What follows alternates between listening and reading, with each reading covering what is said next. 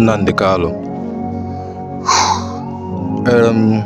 Imana same Nnamdi Kanu Nnamdi Kanu mega like hinda mega on between Nnamdi Kanu and Nigeria. Mana galam through Nigeria history check cha hele Nnamdi Kanu kuru. Has that hele Nnamdi Kanu kuru emezuola but ofuru ofu. Olufa ofuru. Has that one day I gonna hear like this. Tete enos na Biafra land. On television, here are Federal Republic of Biafra. So all other prophets now go for the Kaumeza na Nnamdi Kanu kuru.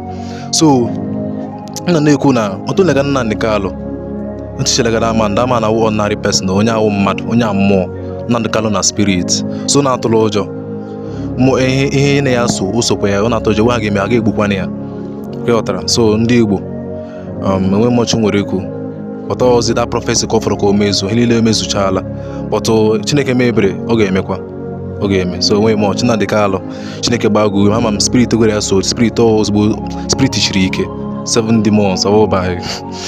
Thank you.